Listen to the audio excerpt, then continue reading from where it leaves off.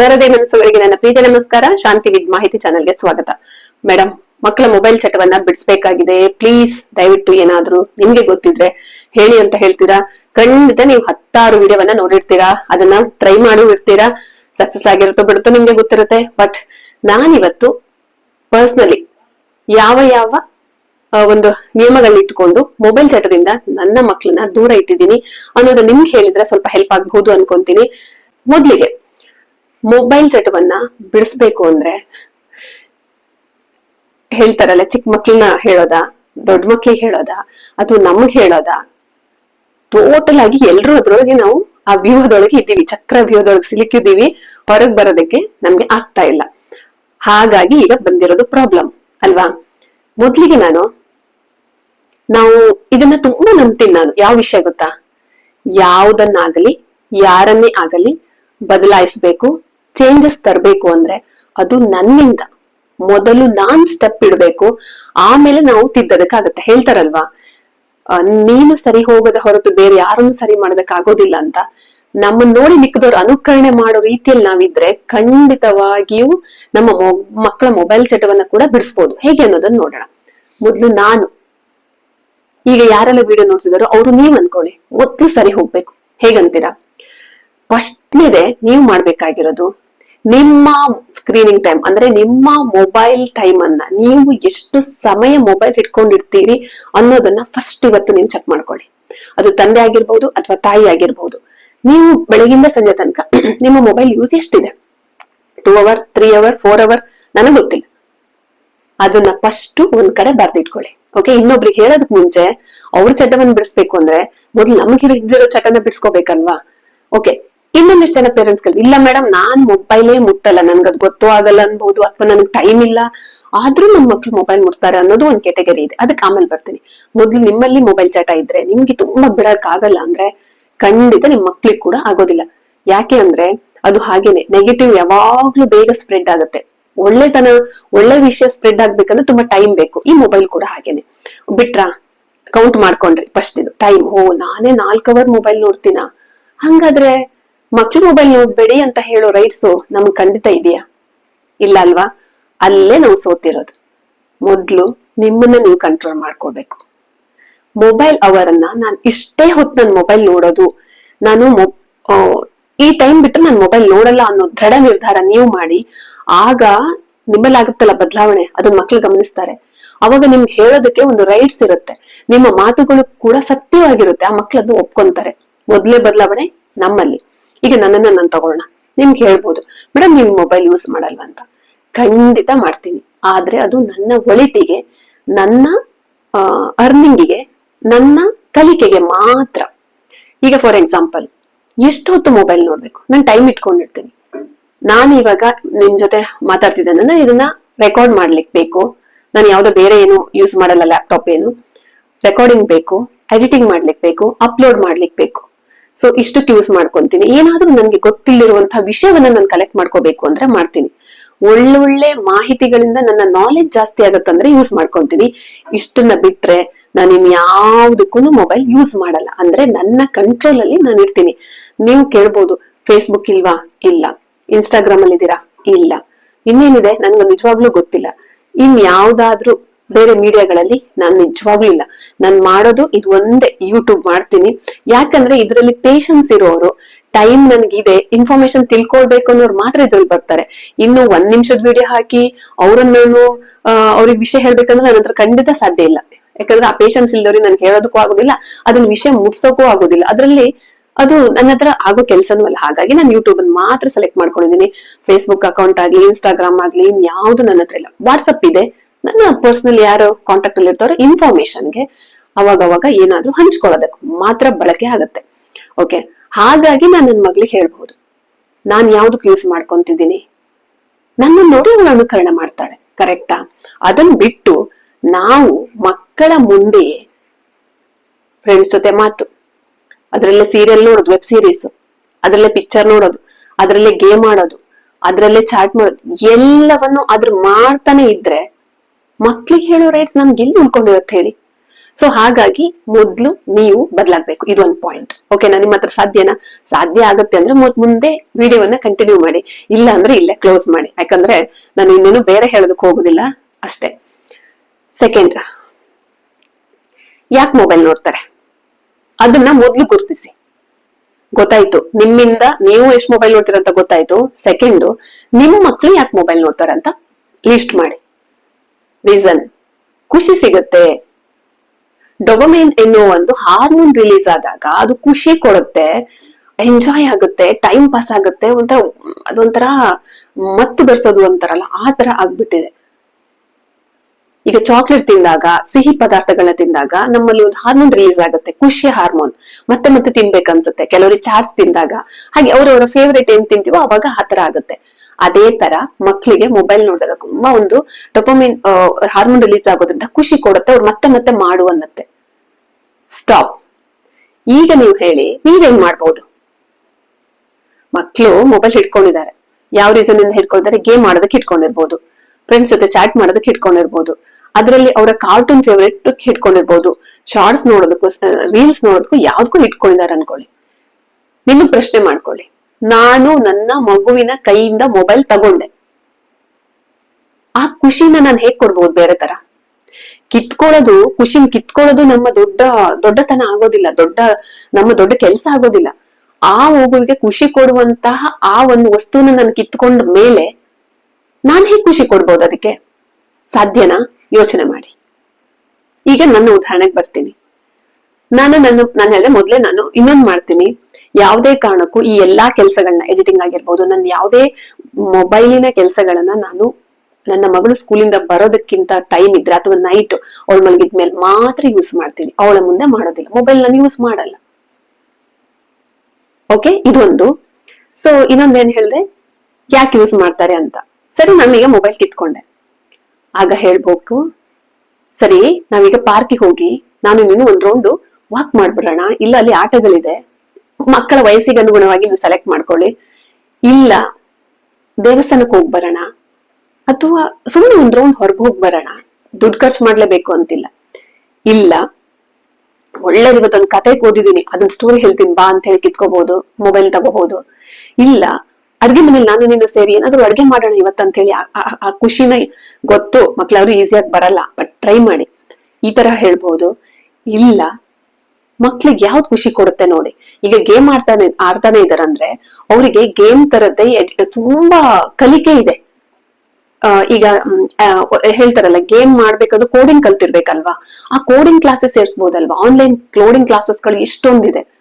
ಆಯ್ತಾ? ಆ ತರದಕ್ಕೆ ಯೋಚನೆ ಮಾಡಿ. ಮಗುವಿನ ಖುಷಿಯನ್ನ ಕಿತ್ಕೊಂಡ್ಮೇಲೆ ಆ ಖುಷಿ ಹೇಗ್ ಕೊಡ್ಬೋದು ಅನ್ನೋದು ನೋಡಿ. ಇಲ್ಲ ಮಗು ಪೇಂಟ್ ಮಾಡುತ್ತೆ, ಅದಕ್ಕೋಸ್ಕರನೇ ಆ ಮಗು ಅದನ್ನೇ ನೋಡ್ತಾ ಇದೆ ಅಂದ್ರೆ ತಂದ್ ಕೊಡಿ, ಪೇಂಟ್ ಮಾಡೋದಕ್ಕೆ ಹೇಳಿ, ಕಲರಿಂಗ್ ಮಾಡೋದಕ್ಕೆ ಹೇಳಿ, ಯಾವ್ದಾದ್ರು ಕೆಲಸ ಕೊಡಿ. ಆಗ ಸ್ವಲ್ಪ ಹೊತ್ತು ಮಕ್ಳು ಬ್ಯುಸಿ ಆಗ್ತಾರೆ, ಹಾಗೆ ಕ್ರಮೇಣ ಅದು ಅಭ್ಯಾಸ ಆಗುತ್ತೆ. ಈ ತರ ಮಾಡ್ಬೋದು. ಓಕೆ, ಈಗ ಅರ್ಥ ಆಯ್ತು. ಯಾವ ಮಕ್ಳು ಖಾಲಿ ಇರ್ತಾರೋ, ಸ್ಕೂಲು ಮನೆ ಅಂತ ಇರ್ತಾರ ನೋಡಿ, ಆ ಮಕ್ಳೇ ಮೊಬೈಲ್ ನ ಜಾಸ್ತಿ ಅಡಿಕ್ಟ್ ಆಗಿರುವಂತದ್ದು. ಯಾವ ಮಕ್ಳು ಬ್ಯುಸಿ ಇರ್ತಾರೆ, ಮಕ್ಳನ್ನ ಯಾರ ಮನೇಲಿ ಬ್ಯುಸಿ ಆಗಿ ಇಟ್ಟಿರ್ತಾರೆ, ಆ ಮಕ್ಳಿಗೆ ಮೊಬೈಲ್ ಮುಟ್ಟೋದಕ್ಕೆ ಪುರ್ಸೊತ್ತು ಇರೋದಿಲ್ಲ, ಅಷ್ಟು ಟೈಮ್ ಕೂಡ ಅವ್ರಿಗೆ ಅಲ್ಲಿ ಸಿಕ್ಕಿರೋದಿಲ್ಲ. ಸೊ ಹಾಗಾಗಿ ಅವ್ರ ಚಟವನ್ನ ಹಚ್ಕೊಂಡಿರೋದಿಲ್ಲ. ಸ್ಕೂಲ್ಗೆ ಹೋಗ್ತಾರೆ, ಅಪ್ಪ ಅಮ್ಮ ಮನೇಲಿ ಇರೋದಿಲ್ಲ, ಅವ್ರಿಗಂತ ಫೋನ್ ಅನ್ನು ಕೊಟ್ಟಿರ್ತಾರೆ. ಸೊ ಅವ್ರು ಎಷ್ಟೊತ್ತಿಗೂ ಬರ್ತಾರೆ, ಅಷ್ಟರೊಳಗೆ ಈ ಮಕ್ಳು ಮೊಬೈಲ್ ನ ನೋಡಿ ನೋಡಿ ನೋಡಿ ನೋಡಿ ಅದರ ದಾಸರಾಗಿರ್ತಾರೆ. ಇದೊಂದು. ಅಪ್ಪ ಅಮ್ಮ ಯಾರ ಮನೆಯಲ್ಲಿ ಮಕ್ಳು ಅಪ್ಪ ಅಮ್ಮ ತುಂಬಾ ಬ್ಯುಸಿ ಆಗಿರೋ ಮಕ್ಳು ಮೊಬೈಲ್ ಅಡಿಕ್ಟ್ ಆಗ್ತಿರ್ತಾರೆ. ಮತ್ತೆ ಯಾವ್ದೇ ಕೆಲಸ ಇರೋದಿಲ್ಲ ನೋಡಿ, ಮಕ್ಳು ಎಂಗೇಜ್ ಇಟ್ಟಿರಲ್ಲ ನೋಡಿ, ಅವ್ರ ಮನೇಲಿ ಮಕ್ಳು ಫೋನಿಗೆ ದಾಸರಾಗಿರ್ತಾರೆ. ಸೊ ಇದೆಲ್ಲ ಕಾರಣಗಳು. ನೀವ್ ಯಾವ ಕೆಟಗರಿಯಲ್ಲಿ ಇದ್ದೀರಾ, ನಿಮ್ ಮಕ್ಳ ನಿಮ್ಮ ಪರಿಸ್ಥಿತಿ ಹೇಗಿದೆ ಅನ್ನೋದನ್ನ ತಿಳ್ಕೊಳ್ಳಿ.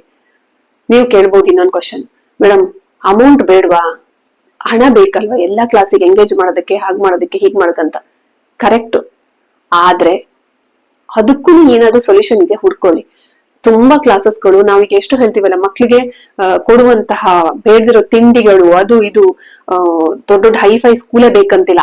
ಆ ಅಮೌಂಟ್ ಅನ್ನೆಲ್ಲ ಸ್ವಲ್ಪ ರೆಡ್ಯೂಸ್ ಮಾಡಿ ಒಂದು ಮಟ್ಟದ ಸ್ಕೂಲನ್ನ ಹುಡ್ಕೊಂಡಾಗ, ಲಕ್ಷಾಂತರ ಸ್ಕೂಲೇ ಹುಡುಕದೇನೆ ಮಿನಿಮಮ್ ಒಳ್ಳೆ ಎಜುಕೇಶನ್ ಕೊಡೋ ಎಷ್ಟೊಂದು ಸ್ಕೂಲ್ಗಳಿದೆ, ಅಂತ ಸ್ಕೂಲ್ಗಳು ಹುಡ್ಕೊಂಡಾಗ ನಿಮ್ಮ ಅಮೌಂಟ್ ಸೇವ್ ಆದ್ರೆ ಇಂಥ ಕ್ಲಾಸಸ್ಗಳಿಗೆ ಸೇರಿಸಬಹುದು. ಆಯ್ತಾ? ಅದಕ್ಕೆ ದಾರಿ ನೀವು ಹುಡ್ಕೋಬೇಕು. ಎಲ್ರು ಮಾಡ್ತಾರೆ ಅಂತ ನಾವು ಮಾಡೋದಕ್ಕಾಗಲ್ಲ. ಓಕೆ, ಏನೇ ಇರ್ಲಿ. ಈಗ ನೆಕ್ಸ್ಟ್ ಎರಡಾಯ್ತು, ನೀವು ಮೊಬೈಲ್ ನ ಸಂಪೂರ್ಣವಾಗಿ ಬಿಟ್ಬಿಟ್ಟಿದ್ದೀರಾ. ಹಾಗೆ ಮಕ್ಳಿಗೆ ಯಾಕೆ ಮೊಬೈಲ್ ಮುಡ್ತಾರೆ, ಅವ್ರನ್ನ ಹೆಂಗ್ ಎಂಗೇಜ್ ಇರೋದು ಅಂತ ನೋಡ್ಕೊಂಡ್ರಿ. ಸ್ಕೂಲಲ್ಲಿ ಓದೋ ಮಕ್ಳಿಗೆ ಇನ್ನೊಂದು ಪ್ರಾಬ್ಲಮ್ ಏನು ಅಂತಂದ್ರೆ, ಮೊಬೈಲ್ ಮುಟ್ಲಿಕ್ಕೆ ರೀಸನ್, ನಮ್ಮ ಸ್ಕೂಲಲ್ಲಿ ಹೋಮ್ವರ್ಕ್ ಕೊಟ್ಟಿದ್ದಾರೆ, ನಮ್ಮ ಸ್ಕೂಲಲ್ಲಿ ವರ್ಕ್ಶೀಟ್ ಕೊಟ್ಟಿದ್ದಾರೆ, ಪ್ರಾಜೆಕ್ಟ್ ವಿಷಯಗಳನ್ನ ಹಾಕಿದ್ದಾರೆ, ನನಗ್ ಮೊಬೈಲ್ ಬೇಕು. ಕರೆಕ್ಟ್ ಅಲ್ವಾ? ಎಲ್ಲರ ಮನೇಲೂ ಆಗ್ತಿರೋದೇ. ನಾವು ಎಷ್ಟು ಮುಂದುವರೆದಿದೀವಿ ಅಂತಂದ್ರೆ ಎಲ್ಲದನ್ನು ಮೊಬೈಲ್ ಅಲ್ಲಿ ಹಾಕೋದು. ಹೋಮ್ವರ್ಕ್ ಇದೆ ಅಂತ ಮೊಬೈಲು, ನೋಟ್ಸ್ ಕಳ್ಸಿದೀವಿ ಅಂತ ಮೊಬೈಲು, ಎಲ್ಲದಕ್ಕೂ ಮೊಬೈಲು. ಅಲ್ಲಿ ಸ್ಕೂಲಲ್ಲಿ ಮೊದ್ಲು ಪಾಠ ಮಾಡಿ ನೋಟ್ಸ್ ಕೊಟ್ಟು ಎಲ್ಲದನ್ನು ಅಲ್ಲೇ ಮುಗಿಸ್ತಾ ಇದ್ರು. ಈಗ ಏನಾಗ್ತಿದೆ ಗೊತ್ತಿಲ್ಲ. ಹೆಚ್ಚಿನ ಸ್ಕೂಲು ಹೆಚ್ಚಿನ ಕಂಪ್ಲೇಂಟ್ ಇದೇನೆ, ಎಲ್ಲದನ್ನು ಮೊಬೈಲ್ ಅಲ್ಲಿ ಕಳಿಸ್ತಾರೆ, ನಾವು ಮೊಬೈಲ್ ಕೊಡ್ಲೇಬೇಕಲ್ವಾ ಅಂತ. ಕರೆಕ್ಟ್. ಇದಕ್ ನಾನ್ ಏನ್ ಮಾಡ್ದೆ ಅಂತ ಹೇಳ.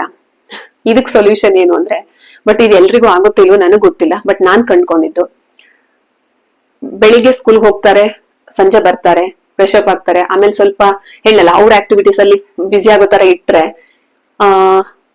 ಆಮೇಲೆ ಸ್ಕೂಲಿಂದ ವರ್ಕ್ಶೀಟ್ ಕೊಟ್ಟಿದ್ದಾರೆ ಅನ್ಕೊಳ್ಳಿ, ನೋಟ್ಸ್ ಕಳ್ಸಿದ್ದಾರೆ, ಏನು ಮಾಡೋದಕ್ಕಾಗಲ್ಲ. ನಾವು ಹೋಗಿ ಸ್ಟ್ರೈಕ್ ಮಾಡೋದಕ್ಕಾಗಲ್ಲ. ಯಾಕೆಂದ್ರೆ ಮೇಡಮ್ ಇಲ್ಲಿದ್ರೆ ಇಟ್ಕೊಳ್ಳಿ, ಇಲ್ಲಾಂದ್ರೆ ನಿಮ್ ಮಗುನ್ ಕರ್ಕೊಂಡು ಹೋಗಿ, ಎಲ್ಲಿ ಹೋದ್ರು ಇದೇನೆ ಅಂತ ಅವರೇ ಹೇಳ್ತಾರೆ.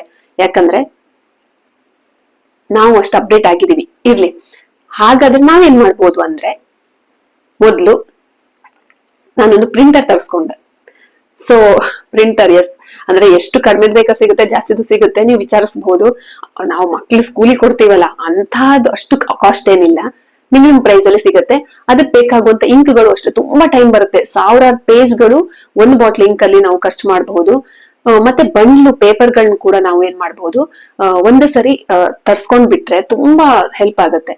ಈಗ ನೋಟ್ಸ್ ಕೊಟ್ಟಿದ್ದಾರೆ ಅಂದ್ರೆ ಅದನ್ನ ನಾವು ಮೊಬೈಲ್ ಇಂದ ಅದಕ್ಕೆ ಹಾಕೊಂಡ್ಬಿಟ್ಟು ಅದೆಲ್ಲ ನಿಮ್ಗೆ ನೀವು ನೋಡಿ ಕಲ್ತ್ಕೋಬೇಕು. ಹೇಗೆ ಮೊಬೈಲ್ ಇಂದ ಅಲ್ಲಿ ಕನೆಕ್ಷನ್ ಮಾಡಿ ನಾವು ಪ್ರಿಂಟ್ ತೆಗಿಬಹುದು ಅಂದ್ರೆ ಅದೆಲ್ಲ ಸರಳ ತಿಳ್ಕೊಂಡ್ರೆ. ಆಗ ಇಲ್ಲಾಂದ್ರೆ ಲ್ಯಾಪ್ಟಾಪ್ ಇದ್ರಂತೂ ಇನ್ನು ಈಸಿ ಆಗುತ್ತೆ.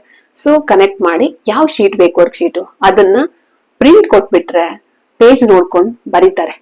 ಆವಾಗ ಮೊಬೈಲ್ ನೋಡುವಂತ ಪ್ರಸಂಗ ಕಡಿಮೆ ಆಗುತ್ತೆ. ಆದಷ್ಟು ಸ್ಕೂಲಲ್ಲಿ ರಿಕ್ವೆಸ್ಟ್ ಮಾಡಿ, ಆದಷ್ಟು ನೋಟ್ಸ್ ಗಳನ್ನ ಸ್ಕೂಲಲ್ಲೇ ಬರ್ಸಿ. ಮೊಬೈಲ್ಗೆ ಇವರು ತುಂಬಾ ಅಡಿಕ್ಟ್ ಆಗ್ತಿರ್ತಾರೆ. ಪಾಪ ಕೆಲವ್ರ ಮನೇಲಿ ಪೇರೆಂಟ್ಸ್ ಗೊತ್ತೇ ಆಗಲ್ಲ, ಅವರು ನೋಟ್ಸ್ ಇಲ್ಲ ಅಂದ್ರೂ ತಗೊಂತಾರೆ. ಸೊ ಇದು ಒಂಥರ ಇದೆ. ಹಾಗಾಗಿ ಇದು ಒಂದು ಸ್ವಲ್ಪ ನನ್ಗಂತೂ ಹೆಲ್ಪ್ ಆಯ್ತು, ಪ್ರಿಂಟ್ ಹಾಕೊಡೋದು. ಹಾಗಾಗಿ ಮೊಬೈಲ್ ನ ಜಾಸ್ತಿ ಯೂಸ್ ಮಾಡೋದಕ್ ಆಗ್ತಾ ಇರಲ್ಲ. ಇದಿಷ್ಟು ಒಂಥರ ಆಯ್ತು. ಆದ್ರೆ ಕಂಪ್ಲೀಟ್ ಆಗಿ ಅದನ್ನ ಮುಟ್ಟೋದಕ್ಕೆ ಮೊಬೈಲ್ ಮುಟ್ಟೋದಕ್ಕೆ ಕೊಡೋದಿಲ್ಲ ಅಂತ ಹೇಳೋದಕ್ಕೆ ಆಗೋದಿಲ್ಲ, ಬೇಕಾಗತ್ತೆ. ಯಾಕಂದ್ರೆ ಅದ್ರಲ್ಲಿ ಒಳ್ಳೊಳ್ಳೆ ವಿಷಯಗಳನ್ನು ತಿಳ್ಕೊಳ್ಳೋದಿರುತ್ತೆ. ಹಾಗಾಗಿ ಕೊಟ್ಟ ಮೇಲೆ ಅವ್ರು ಏನು ನೋಡ್ತಾರೆ ಅದನ್ನ ಹಿಸ್ಟ್ರಿಗಳನ್ನ ನಾವು ನೋಡಿ ತಿಳ್ಕೊಬೇಕಾಗತ್ತೆ. ಅದ್ರಲ್ಲಿ ಹಿಸ್ಟ್ರಿ ಬರುತ್ತೆ, ಏನ್ ನೋಡಿದ್ದಾರೆ ನೋಡಿಲ್ಲ ಅಂತ ಹೇಳಿ. ಆಮೇಲೆ ಪ್ರತಿ ಒಂದನ್ನು ಸಪ್ರೇಟ್ ಆಗಿ ಕೊಟ್ಟು ಅವ್ರನ್ನ ರೂಮಿಗೆ ಕಳಿಸಿ ಓದ್ಕೊಳ್ಳೋ ಬರಿತೀನಿ ಅಂದ್ರೆ ಅದಕ್ಕೆ ನೀವು ಅಲೋ ಮಾಡ್ಬೇಡಿ. ಆದಷ್ಟು ನಿಮ್ಮ ಮುಂದೆನೆ ಕೂರಿಸ್ಕೊಂಡು ಕೊಟ್ಟು ವಾಪಸ್ ತಗೊಳ್ಳಿ. ಆಗ ಸ್ವಲ್ಪ ಅವ್ರಿಗೆ ಪ್ರಾಮಾಣಿಕವಾಗಿ ಅವರು ಬರೆದು ಕೊಡುವಂತದ್ದು ಸರಳ ಆಗುತ್ತೆ. ಇದೆಲ್ಲವನ್ನ ಮಾಡಿ ನೋಡಿ. ಇದು ಒಂದಾಯ್ತು. ಈಗ ಚಿಕ್ಕ ಮಕ್ಳಿಗೆ, ಸಣ್ಣ ಮಕ್ಳು ಮೊಬೈಲ್ ಬಿಡಿಸೋದು, ನಾವ್ ಹೇಳ್ತೀವಲ್ಲ, ನಾವೇ ಒಂದು ಹೆಣದಿರುವಂತ ಚಕ್ರವ್ಯೂಹ ಸಿಕ್ಕೊಂಡಿದೀವಿ. ಊಟ ಮಾಡಿಸುವಾಗ ಕೊಡೋದು, ನಿದ್ದೆ ಬಂದಿಲ್ಲ ಅಂತ ಅದ್ರಲ್ಲಿ ಹಾಡ್ ಹಾಕಿ ಮಲ್ಸೋದು, ಸದ್ಯದ ಕಷ್ಟದಿಂದ ತಪ್ಪಿಸ್ಕೊಂಡ್ಬಿಡೋದು. ಈಗ ಕಷ್ಟ ಬಂದಿದೆ, ಪರಿಹಾರ ಏನೋ ಮೊಬೈಲ್ ಕೊಡೋದು.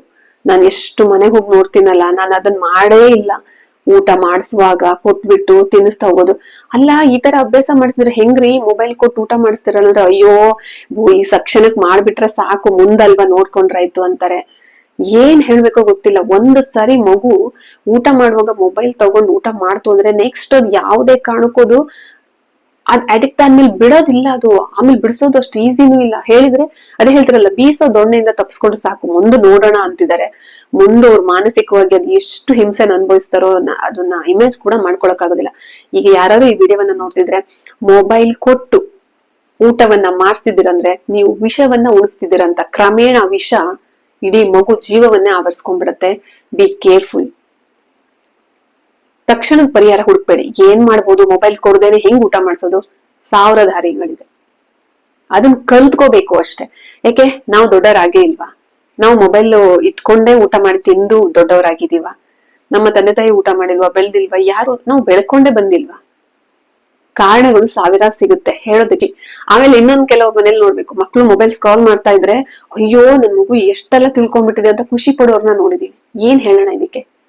ಆಮೇಲೆ ಇನ್ನೊಂದು, ಮಕ್ಳಿದಾರೆ ಅಂದ್ರೆ ಫುಲ್ ರೈಮ್ಸ್ ಅನ್ನೆಲ್ಲ ಟಿವಿಯಲ್ಲಿ ಹಚ್ಬಿಟ್ಟು 2-3 ತಾಸ್ಗಟ್ಲೆ ಮಕ್ಳು ಅದನ್ನೇ ನೋಡ್ತಾ ಇದಾರೆ. ಅದನ್ನು ನೋಡಿದೀನಿ. ಚಿಕ್ಕ ಮಕ್ಳು, ಇನ್ನು 2 years ಆಗಿರಲ್ಲ ಆ ಮಕ್ಳ ಕಣ್ಣಿನ ಕತೆ.